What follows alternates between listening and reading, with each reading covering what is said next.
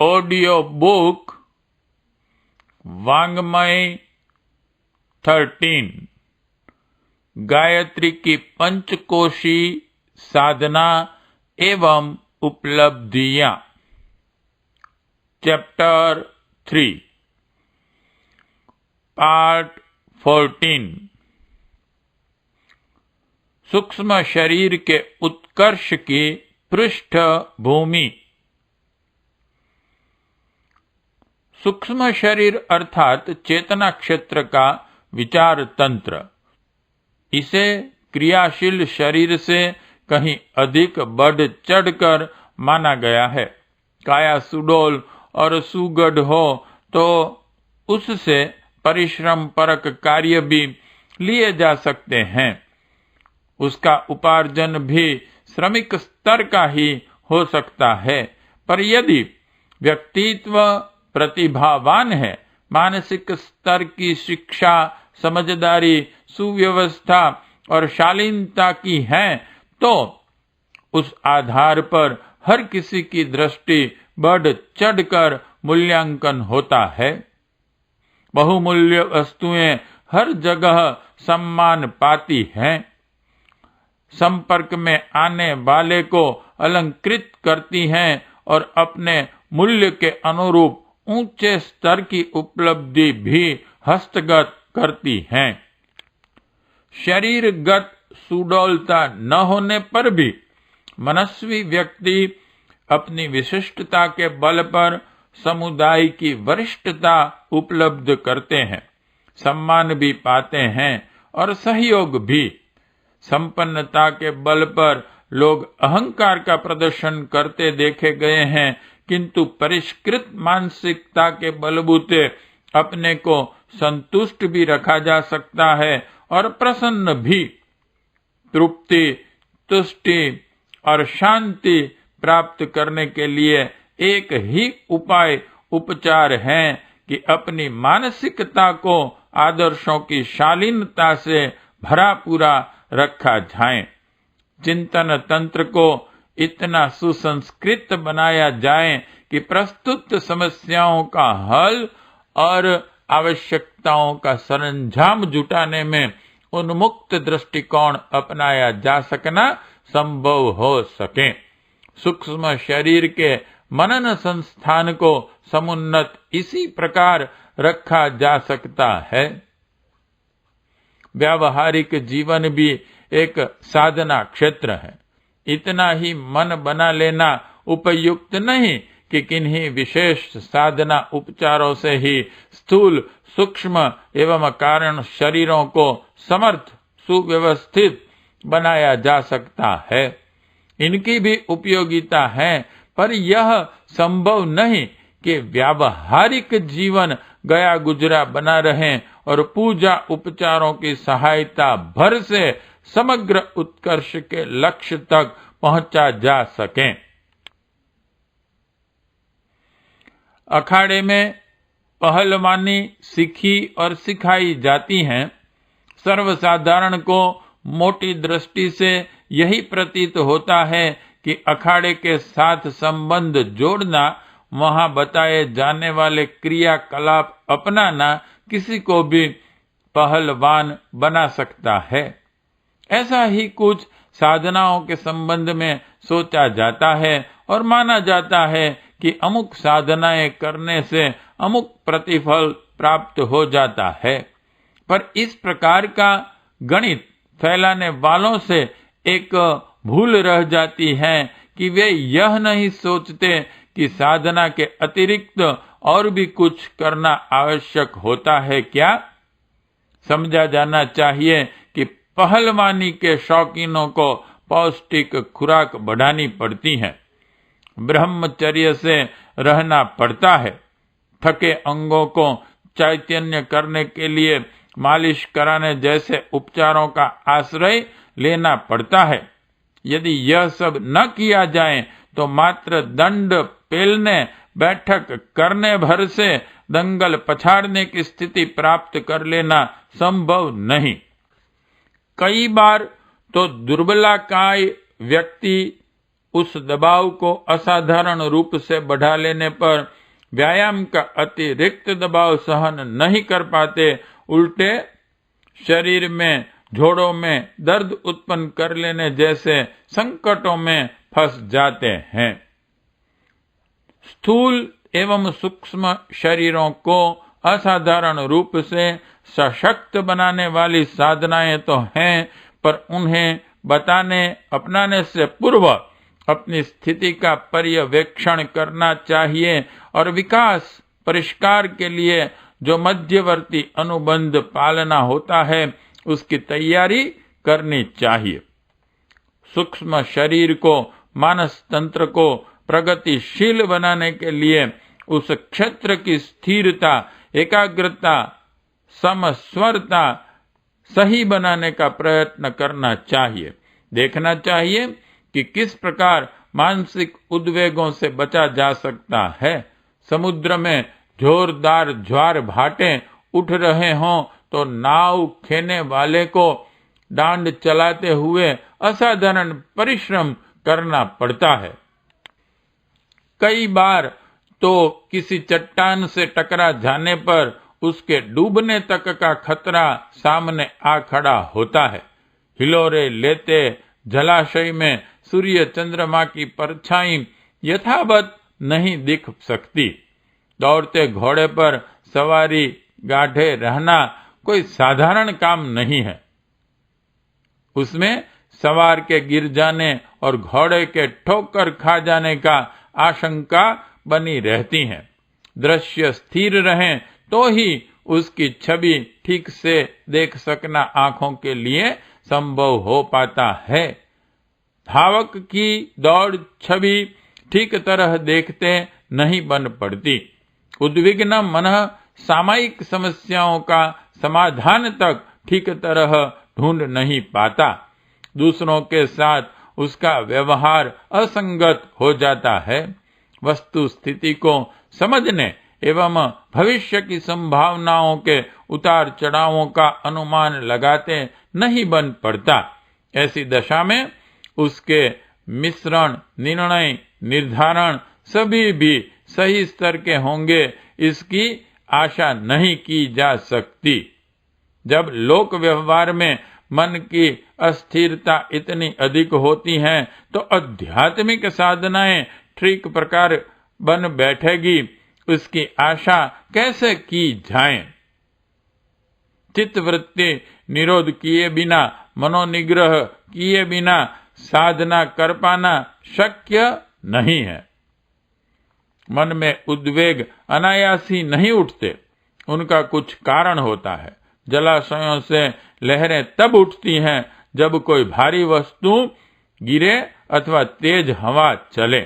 गर्मियों में चक्रवात स्वेच्छापूर्वक अनायासी नहीं उठते, वरन गर्म हवा का तीखा प्रवाह उनका निमित्त कारण होता है। इसी प्रकार मानसिक उद्विग्नता भी किन्हीं अन्य कारणों के साथ जुड़ी हुई होती है। सृष्टि व्यवस्था के साथ जीवन क्रम की संगति सरलता पूर्वक बिठाई जा सकती है।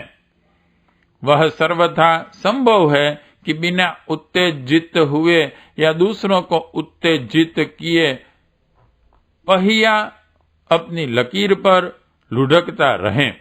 न हम किसी से टकराएं और न कोई हमसे टकराएं। ऐसा सुयोग आसानी से बन सकता है। रोग को मारने और रोगी को बचाने की नीति चिकित्सक अपनाते हैं। यह विद्या न तो असाध्य है न असंभव। बच्चे को कीचड़ में सन जाने पर कीचड़ धोई जाती है और बच्चे को किसी प्रकार कोई क्षति नहीं पहुंचने दी जाती है।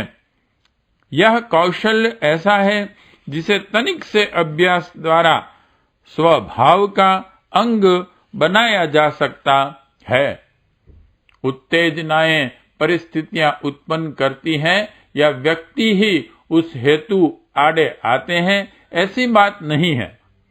कई बार अपना मानस ही ऐसा दुर्बल होता है कि स्थिति का आंकलन करने में असाधारण रूप से चूक कर जाता है।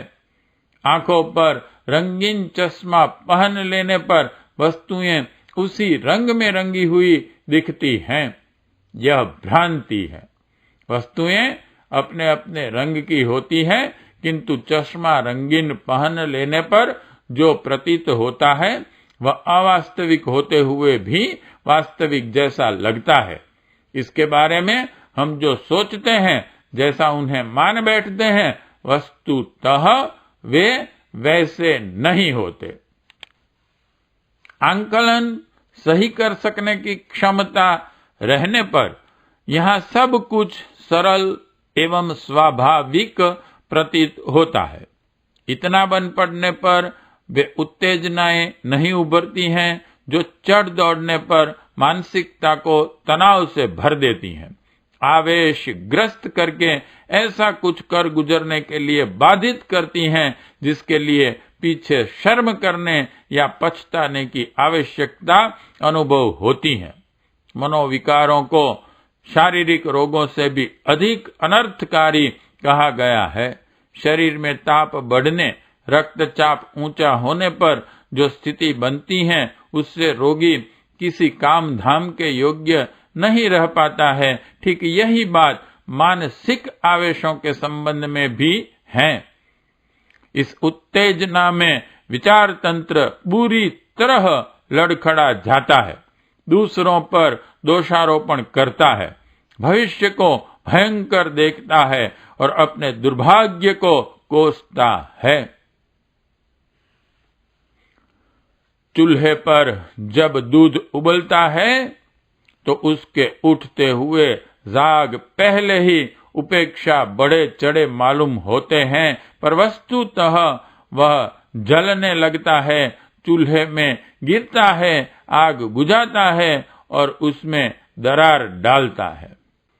ठंडा होते होते उसकी परत पतीली की दीवारों से चिपक जाती है। इस प्रकार उफान के बाद वह पहले की अपेक्षा कहीं कम मात्रा में रह जाता है। इसी प्रकार मन में उफान आने से शरीर को हर दृष्टि से घाटा ही घाटा रहता है। शरीर को चढ़ा हुआ बुखार जलाता है। मनः संस्थान को सूक्ष्म शरीर की उत्तेजनाएं जलाती रहती हैं। उसकी विशेषताएं इसी उष्णता में जल जाती हैं। ऐसी दशा में सूक्ष्म शरीर के विकसित होने पर प्रत्यक्ष और परोक्ष लाभ जो मिल सकते थे, उन सब का द्वार बंद हो जाता है।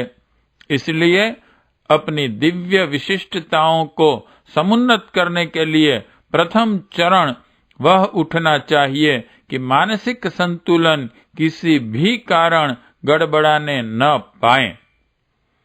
चर्मचक्षुओं से देखने पर शरीर की सुडौलता, सुंदरता, समर्थता आकर्षक लग सकती है, पर जहाँ तक व्यक्तित्व की वरिष्ठता और प्रतिभा की विशिष्टता का संबंध है, वहाँ मानसिकता का क्षेत्र ही मणिकों से भरा पूरा सिद्ध होता है, जिसमें दूरदर्शिता, विवेकशीलता होती है।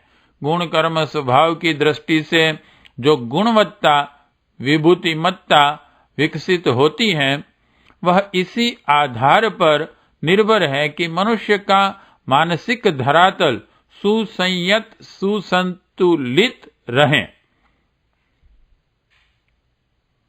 मानसिक विक्षेपों से एक सीमा तक सांसारिक परिस्थितियां, प्रतिकूलताएं भी कारण हो सकती हैं, किंतु उनका समाधान सरल और संभव है। अड़चनों से बचकर निकला जा सकता है।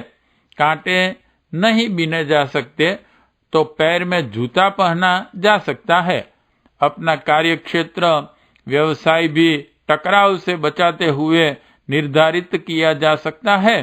संभवित सशक्तता अर्जित करके विग्रहियों से संघर्ष भी किया जा सकता है और उपयुक्त रणनीति बनाकर उन्हें परास्त भी किया जा सकता है। यह सामान्य व्यवहार कुशलता है, जिसके सहारे परिस्थितियों की प्रतिकूलता को अनुकूलता में बदला जा सकता है, किंतु बड़ी कठिनाई तब उपस्थित होती है जब अपना ही स्वभाव, अभ्यास, दृष्टिकोण विसंगतियों से भर जाता है।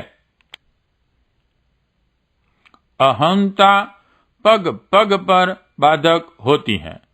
वह आत्मविज्ञापन चाहती है, वाहवाही लूटने में रस लेती है, दूसरों को पिछड़ी स्थिति में रखकर ही अपना बड़प्पन उभरता है। इसके लिए वे सभी उपाय अपनाने होते हैं जिनमें छल छद्म अपनाने होते हैं, आक्रमण करने होते हैं और खर्चीले ठाठ बाट के सरंजाम जुटाने पड़ते हैं। अहंकार की तुष्टि तब होती है जब दूसरों को अपने से हेय सिद्ध किया जाए। यह आक्रामक मार्ग है जिसमें प्रतिस्पर्धा एवं प्रतिशोध का जोखिम भी सामने आता रहता है।